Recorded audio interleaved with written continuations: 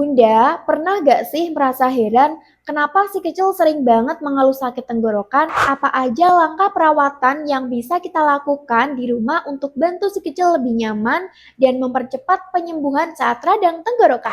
Hai Bunda, selamat datang kembali di channel Para Murina Official, tempat berbagi informasi penting seputar tumbuh kembang si kecil.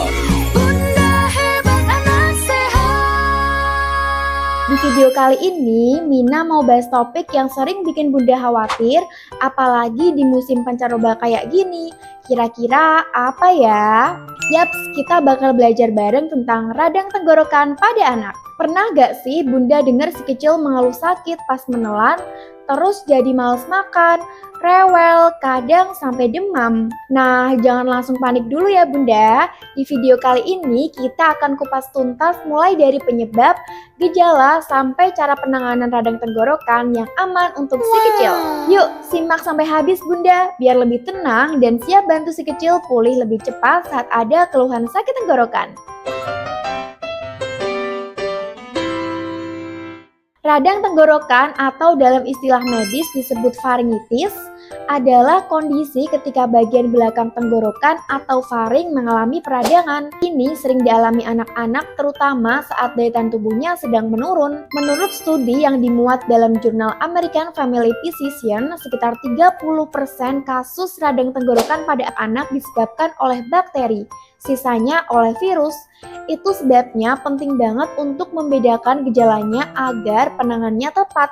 Radang tenggorokan juga bisa menjadi salah satu alasan paling umum anak dibawa ke dokter loh Bunda, khususnya anak di usia sekolah. Tapi jangan khawatir dulu, dengan penanganan yang tepat, radang tenggorokan pada anak bisa cepat membaik. Bunda, pernah gak sih merasa heran kenapa si kecil sering banget mengeluh sakit tenggorokan padahal kita udah jaga kebersihan, rajin kasih makanan bergizi, bahkan pakai humidifier di rumah? Itu karena yang pertama, sistem imun anak belum sempurna. Salah satu alasan utamanya adalah karena sistem imun si kecil masih dalam tahap berkembang. Menurut jurnal Immune Development in Early Childhood, sistem imun anak berkembang secara bertahap dan kemampuan mengenali patogen baru masih terbatas di usia dini. Sehingga tubuh si kecil masih belajar mengenali dan melawan berbagai virus dan bakteri yang masuk. 2.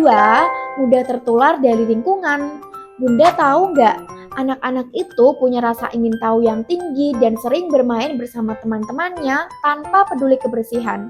Mereka suka berbagi makanan, minuman, bahkan mainan. Dan sayangnya, hal itu bisa jadi jalur penularan virus penyebab radang tenggorokan, terutama saat ada yang sedang batuk atau flu. Yang ketiga, paparan udara kering dan polusi. Radang tenggorokan juga bisa dipicu oleh faktor non-infeksi seperti udara yang kering, misalnya karena AC atau musim kemarau, serta paparan asap rokok atau debu. Tenggorokan si kecil lebih sensitif sehingga cepat iritasi. Keempat, kurangnya asupan cairan dan gizi seimbang. Kadang si kecil juga belum terbiasa minum cukup air atau makan buah-buahan. Padahal cairan dan vitamin C sangat penting untuk menjaga kelembapan tenggorokan dan kekebalan tubuh si kecil.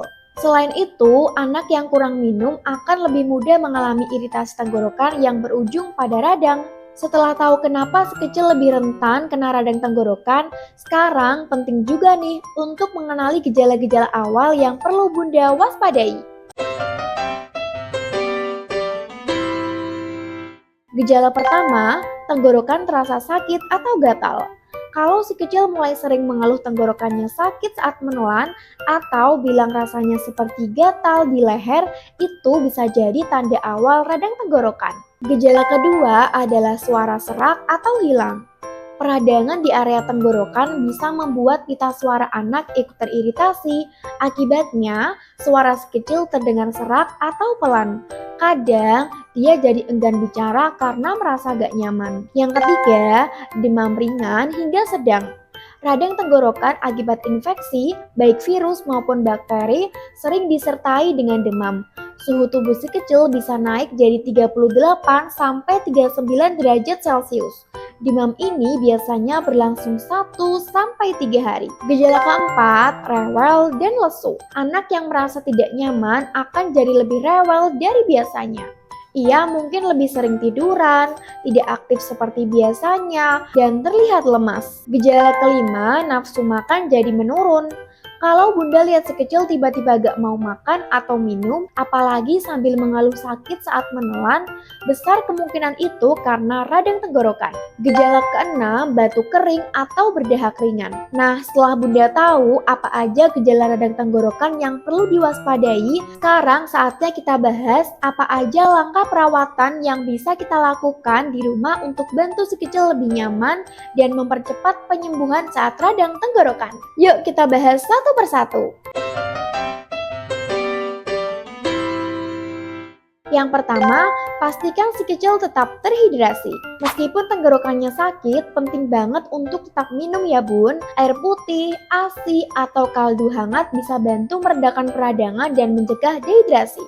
Yang kedua, berikan makanan yang lembut dan hangat. Hindari makanan yang keras, pedas, atau asam ya bun. Lebih baik berikan bubur, sup, atau kentang tumbuk yang hangat. Yang ketiga, gunakan humidifier atau uap hangat. Udara kering bisa memperparah rasa sakit tenggorokan.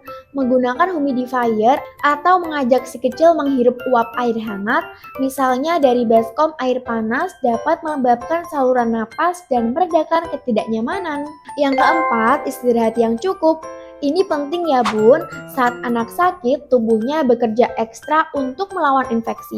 Biarkan si kecil istirahat sebanyak mungkin supaya sistem imunnya bisa bekerja optimal. 5. Berkumur air garam untuk anak lebih dari 6 tahun. Jika si kecil sudah cukup besar dan bisa berkumur, larutan air garam hangat bisa bantu mengurangi peradangan dan membunuh kuman di tenggorokan. Yang keenam, berikan herbal alami atas saran dokter.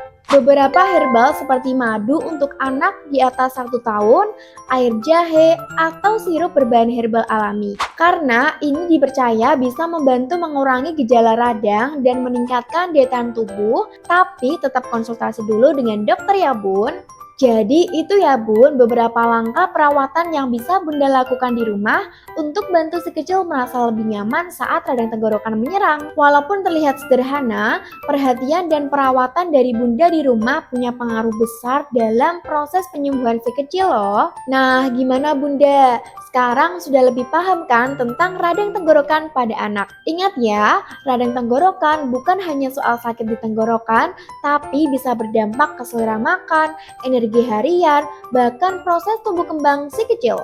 Jadi penting banget nih untuk segera mengenali gejalanya, tahu cara penanganan awal di rumah, dan gak buru-buru kasih antibiotik tanpa anjuran dokter. Semoga setelah nonton video ini, bunda makin percaya diri dan tenang menghadapi si kecil yang sedang sakit.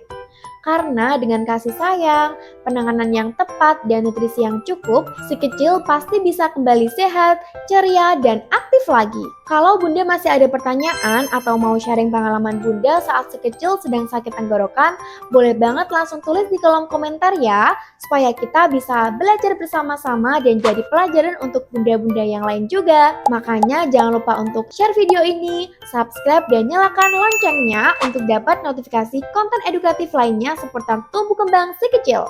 Kalau bunda ingin tahu sosial media kami, bunda bisa follow di sini ya. Sampai jumpa di video selanjutnya bareng Mina ya bunda-bunda, para Merina teman tumbuh anak Indonesia.